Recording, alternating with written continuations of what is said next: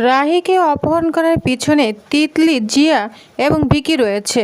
সমস্ত সত্যি জেনে গেল রাহি এবং রাহুল। হ্যাপি এভার 70 দেখা যাবে আজকের পর্বে। বিস্তারিত জানতে ভিডিওতে একটি লাইক দিয়ে চ্যানেলটি সাবস্ক্রাইব করে সম্পূর্ণ ভিডিওটি দেখতে থাকুন। গল্পের শুরুতেই আমরা দেখতে পাবো রাহুল চ্যাম্পিয়নশিপের প্রস্তুতি নিয়ে ভীষণ ব্যস্ত। কঠোর অনুসরণের কারণে সে রায়ের সঙ্গে কিছুটা রুক্ষ আচরণ করতে শুরু করে। রায় থেকে বোঝানোর চেষ্টা করে যে নিজের উপর এত বেশি চাপ দেওয়া ঠিক নয়। কিন্তু রাহুলের একটাই লক্ষ্য, চ্যাম্পিয়ন হওয়া। তাদের মধ্যে ছোটোখাটো অভিমান হলো দুজনের একে অপরের প্রতি গভীরভাবে যত্নশীল। রাহুল তখন বলে, আমি যদি চ্যাম্পিয়নশিপে না জিতি তাহলে তুমি মুক্তি হবে কি করে? যা শুনে রাহি রাগান্বিত হয়ে যায়, বলছে, আরে বাবা, কে বলেছে মুক্তির কথা? তুমি করো, তুমি যা ইচ্ছে তাই করো। এটা বলে রাহি রাগান্বিত হয়ে যায় আর তখন বলে, আমি চললাম।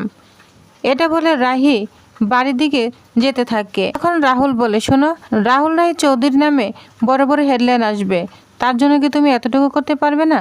যা শুনে রাহি বলে, শোনো, তুমি না শুধু হাতে পায়ে বড় হয়েছো মিস্টার রাহুল রায় চৌধুরী, তুমি আসলে না বদ্ধ একটা বাচ্চা, আর তোমাকে সামলানো ইম্পসিবল। এটা বলে রাহি রাগান্বিত হয়ে চলে যায়।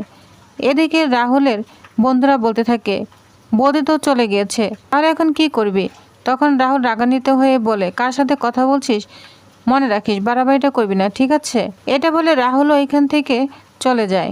এদিকে রাহি মনে মনে ভাবতে থাকে, কলেজ থেকে আসার সময় কিছু ইফতেজার আমাকে আক্রমণ করেছিল। সবাই তো গুন্ডাগুলিকে ইফতেজার বলছে, কিন্তু ওরা তো আমাকে কিডন্যাপ করতে এসেছিল। আর এদিকে আমার ডেস্কের তালাটাও ভাঙা হলো, কিন্তু কোনো প্রশ্নপত্র চুরি হলো না। হিসাবটা কোথাও মিলছে না। তাহলে কি আমাকে বাড়ি থেকে বের করার আসল উদ্দেশ্য ছিল, যাতে আমাকে কিডন্যাপাররা কিডন্যাপ করতে পারে? কে করতে পারে এটা? তখনই রাহির মনে পড়ে যায় বিকির কথা, কারণ বিকি রাহির পা ধরে ক্ষমা চেয়েছিল। তখনই রাহি বুঝতে পারে এটা জামাইবাবুর কাজ। এরপর সাথে সাথে ফোন দেয় ভিকিকে। ভিকি তো রাহির ফোন পেয়ে অনেকটা ভয় পেয়ে যায়, কিন্তু রিসিভ করে, বলছে, হ্যালো রাহি, বলো। রাহি বলতে থাকে, আপনি ইফতিজারগুলোকে পাঠিয়েছিলেন না আমাকে কিডন্যাপ করার জন্য? যা শুনে ভিকি ভয় পেয়ে যায়, বলছে, ভীষণ চালাক মেয়ে, ঠিক 2 দিয়ে 4 করে ফেলেছে। তখন ভিকি বলে, কি বলছো এসব তুমি? সেদিন আমি তোমার ড্রিঙ্কে অ্যালকোহল মিশিয়েছিলাম বলে তুমি আমাকে আজকে ইফতিজার লেভেলে নামিয়ে দিলে? রাহি তখন বলে, দেখুন জামাইবাবু, বিশ্বাস তো আমি আপনাকে এক ফোঁটাও করি না। আমরা বাড়িতে কিছু বলিনি, শুধুমাত্র দিদিভাই আর টিনটিনের জন্য, না হলে আপনাকে। তখন ভিকি বলে, ওয়েট, আজকে আমি সকাল থেকে বাড়িতেই ছিলাম সারাদিন, কোথাও বের হয়নি। You know that. তাহলে আমি ইফতেজারদের অপারেট করলাম কিভাবে? ফোন দিয়ে তুমি এক কাজ করো, তুমি রাহুল দুজন মিলে আমার কল রেকর্ডটা চেক করে নাও, কেমন? প্রয়োজনে রাহি বলে, প্রয়োজন পড়লে সেটাও করব। ও যে বললাম না, আমি কিন্তু আপনাকে এক ফোঁটাও বিশ্বাস করি না। এটা বলে রাহি ফোনটা রেখে দেয়। এদিকে কলেজ থেকে ফেরার পর কয়েকজন দুর্বৃত্ত রাহির উপর হামলা চালায়। প্রথমে সবাই ঘটনাটিকে ইফটিজিং বলে মনে করলো। রাহির সন্দেহ হয় আসলে তাকে অপহরণের পরিকল্পনা করা হয়েছিল। একই সময় কলেজে তার ক্যাবিনেটের তালা ভাঙা হয়, কিন্তু কোনো গুরুত্বপূর্ণ নথি বা প্রশ্নপত্র চুরি হয় না। এতে রাহির মনে প্রশ্ন জাগে, তাহলে কি তালা ভাঙা ছিল শুধু তাকে কলেজ থেকে বের করে আরেকটি পরিকল্পনা? সন্দেহের তীর প্রথমে যায় তার জামাইবাবুর দিকে, কারণ অতীতে তার কিছু সন্দেহজনক আচরণ ছিল। রায় সরাসরি তাকে জিজ্ঞাসা করলে তিনি সব অভিযোগ অস্বীকার করে। তিনি দাবি করেন ঘটনার দিন তিনি সারাদিন বাড়িতেই ছিলেন এবং প্রয়োজনে নিজের কল রেকর্ডও দেখাতে রাজি। তবু রাহির সন্দেহ পুরোপুরি দূর হয় না। রাহি নিজেই তদন্ত শুরু করে। সে কলেজের সিসিটিভি ফুটেজ পরীক্ষা করে এবং নিরাপত্তা রক্ষীদের জিজ্ঞাসাবাদ করে। জানা যায় বাইরে থেকে সন্দেহজনক কেউ কলেজে প্রবেশ করেনি। এতে তার ধারণা হয় পুরো ষড়যন্ত্রটি ভেতরে কারো কাজ। ফুটেজ আরও ভালোভাবে খতিয়ে দেখে রাহের চোখে পড়ে তার নিজের বোন তিতলির উপস্থিতি। বিষয়টি তাকে আরও চিন্তায় ফেলে। এরপর রাহি তার বোন তিতলিকে সাথে সাথে ফোন দেয়। ফোন দেখে তো তিতলি অনেকটাই ভয় পেয়ে যায়, বলছে, কি ব্যাপার দিদিভাই, হঠাৎ আমাকে ফোন করেছে কেন? ও কি অনিয়ান হেরির ব্যাপারে আমার সাথে কথা বলতে চায়? এদিকে রাহি হেলো হেলো বলতেই আছে। তখন বলে, তিতলি তুই কোথায়? তিতলি তখন বলে, কেন, আমি বাড়িতেই আছি। যা শুনে রাহি বলে, আধা ঘন্টার মধ্যে কৃষ্ণকালী মন্দিরের পিছনে যে রাস্তাটা আছে ওইখানে আমার সাথে এসে দেখা কর, কিছু কথা আছে তোর সাথে। তখন তিতলি বলে, ওইখানেই কেন? তুই বাড়িতে আয় না, বাড়িতে তোর সাথে কথা বলি। তখন রাহি বলে, না, আমি এখন বাড়িতে আসতে পারবো না, এজন্য তোকে বাড়ি ডাকছি। তখন তিতলি বলে, ঠিক আছে, আসছি।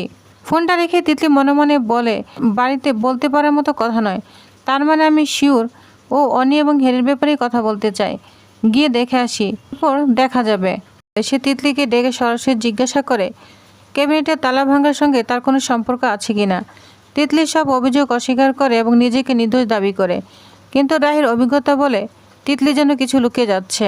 এদিকে তিতলি গোপনে পুরো পরিকল্পনা নৈপথ্য রয়েছে। সে আগে থেকে এমনভাবে পরিকল্পনা করে যে ক্লাসে উপস্থিত থেকেও নিজেকে সন্দেহের বাইরে রাখতে পারে। সিসিটিভির কোনো অংশে ক্যামেরা তাকে ধরবে না, সেটাও সে আগে থেকেই জেনে রেখেছিল। তাই সবাইকে ফাঁকি দিয়ে সে নিজের পরিকল্পনা সফল করেছে। এদিকে রাহুল নিজের অনুসরণ চালিয়ে যেতে থাকে। রাহি তার পাশে থাকতে চাইলেও তদন্তের কারণে তাকে মাঝপথে চলে যেতে হয়। রাহুল প্রথমে কিছুটা কষ্ট পেল, পরে বুঝতে পারে রাহির দায়িত্ব কম নয়।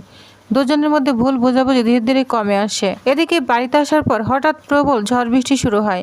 বিদ্যুৎ চলে যায়, ইনভার্টার ও জেনারেটরও কাজ করে না। পুরো বাড়ি অন্ধকারে ডুবে যায়। সেই অন্ধকারে রাহুল বাথরুমে পিছলে পড়ে যায়। তাকে সাহায্য করতে গিয়ে রাহিও পড়ে যায়। এদিকে রাহুলের মা বাবা তাদেরকে দেখতে এসেছে, কারণ রাহির চিৎকার শোনা যাচ্ছিল।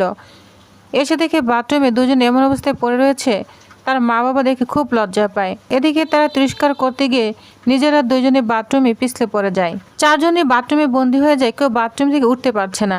তখন এইখানে পিসি ঠাম্মি চলে আসে। পিসি ঠাম্মি এসে চারজনকে এই অবস্থা দেখে সে নিন্দা করতে শুরু করে। রাহুলের মাকে বলে, কিরে তোদের কি বুড়ো বয়সে ভীমরতি ধরেছে? তখন বলে, না পিসি ঠাম্মি, ভীমরতি ধরেনি, আমরা পা পিছলে পড়ে গিয়েছি, আর উঠতে পারছি না। তখন এইখানে নিমো অনিলাক চলে আসে। তিনজনই তো দেখে অবাক হয়ে যায়। এরপর সবাইকে হাত ধরে উঠাতে থাকে। অন্যদিকে দেখা যায় লোডশেডিংয়ের কারণে সবাই একসঙ্গে বসে পুরোনো দিনের গল্প করতে শুরু করে। বড়রা জানায় ছোটবেলায় তারা কেরোসিনের বাতি জ্বালে পড়াশোনা করত। সেই কষ্টের দিনের স্মৃতি শুনে ছোটরা উপলব্ধি করে জীবনে সবসময় আরামে কাটে না। নিমো তখন বলে, সেই ছোটকালে আমার মা বাবা মারা গিয়েছে। তোমরা যদি আমাকে আশ্রয় না দিতে তাহলে তো আমি মরেই যেতাম, বা এরকম সুখ শান্তি ভোগ করতে পারতাম না। তোমাদের এখানে এসে এসি, গাড়ি, আরও কত কিছু দেখতে পাচ্ছি। তখন রাহুলের মা বলে, খবরদার, এভাবে আর কখনোই কথা বলবি না। তুই আমার ছেলে থেকে কম নস, তাহলে আমি তোকে ছেলের মতোই দেখি। এটা তোরও বাড়ি, বুঝতে পেরেছিস? তখন রাহুলের বাবা বলে, কিরে নিমু, এভাবে কেন কথা বলছিস? তুই কি আমার চোখে ছেলে থেকে কম? কখনো এসব কথা বলবি না, বুঝতে পেরেছিস? নিমু তখন কথাগুলো শুনে অনেক খুশি হয়ে যায়। অন্যদিকে রাহি বলে, যখন তাদের বাড়িতে লোডশেডিং হতো তখন ছাদে গিয়ে তারা পিকনিক শুরু করত। তখন রাহুল বলে, আচ্ছা আমরাও তো পিকনিক করতে পারি। রাহুলের মা বলে, না না, পিকনিক করা যাবে না। কিন্তু রাহুল আর রাহি শুনে না। তখন বলে, তোমাদের যা খুশি তাই করতে পারো, কিন্তু টিনটিন বায়না ধরে পিকনিক করতেই হবে। টিনটিনের বায়নার কাছে সবাই হার মেনে যায়। অবশেষে সবাই পিকনিক করবে তো মন খুশি হয়ে যায়। কিন্তু রাহুলের বাবা বলে, টিনটিন, পিকনিক হবে ঠিকই, কিন্তু তোমার বার্গার এসব বিদেশি খাবার কিন্তু হবে না। রান্না হবে খিচুড়ি, ডিম, ইলিশ মাছ ভাজা। তুমি খেতে পারবে তো? তখন টিনটিন বলে, হ্যাঁ পারবো। সবাই খুশি হয়ে যায়। অন্ধকার, ঝড় আর বিদ্যুৎহীনরা শেষ পর্যন্ত হাসি গল্পের পারিবারিক ভালোবাসায় ভরে উঠেছে। অন্যদিকে রাহি এখনও সত্যের অনুসন্ধান ছাড়েনি। সে বুঝতে পারে ষড়যন্ত্রের আসল রহস্য এখনও পুরোপুরি উন্মোচিত হয়নি। তিতলির আচরণ সন্দেহ আরও বাড়িয়ে দেয়। সামনে কি ঘটবে? তিতলির গোপন পরিকল্পনা প্রকাশ পাবে কিনা, আর রাহি কি সত্যির রহস্যের সমাধান করতে পারবে? এই প্রশ্নের উত্তর মিলবে আগামী পর্বে। নেক্সট আপডেটটি জানতে অবশ্যই আমার সাথেই থাকুন। ধন্যবাদ।